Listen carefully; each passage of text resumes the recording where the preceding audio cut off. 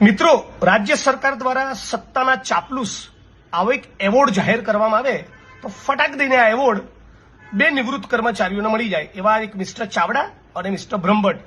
આ બંનેને હમણાં મારી વિરુદ્ધ ઉશ્કેરવા માટે ન્યૂઝ ચેનલની ડિબેટમાં કેટલાક લોકોએ બેસાડ્યા.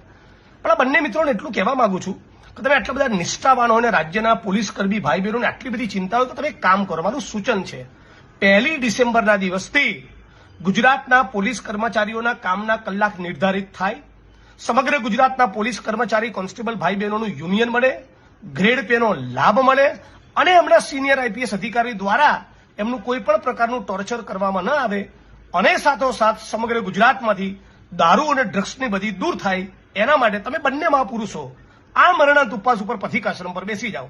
આવું મારું સૂચન છે. તમે ગુજરાતની જનતાનું ઓપિનિયન લો. જે પ્રમાણે તમે ડિબેટ કરીને તમારી જે પ્રતિભા ખીલી આવી છે, તમારું જે તેજ બહાર આવ્યું છે, ગુજરાતની જનતા પણ એવું ઈચ્છે છે કે તમે બંને જણા આ મરણાંત ઉપવાસ ઉપર બેસી જાઓ પથિકાશ્રમ.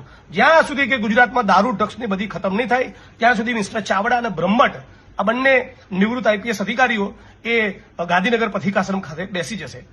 અને બીજું એક નાનકડી તમને સલાહ બી છે, નિવૃત્ત થઈ ગયા છો તો સવારે ચલો થોડું સૂર્ય સ્નાન કરો અને આમળાનો જ્યુસ પીવો, સરગવાનો જ્યુસ પીવો અને સાથે સાથે થોડો કેલ્શિયમ વાળો ખોરાક ખાઓ. કેમ કે તમે જરા સર્વિસમાં હતા ને ત્યારે તો તમારી સ્પાઇન કરોડરજ્જુના બહુ ઠેકાણા નતા. કદાચ નિવૃત્તિ પછી કદાચ તમારી સ્પાઇન સરખી થાય. આશા રાખું તમને સમજણ પડી હશે.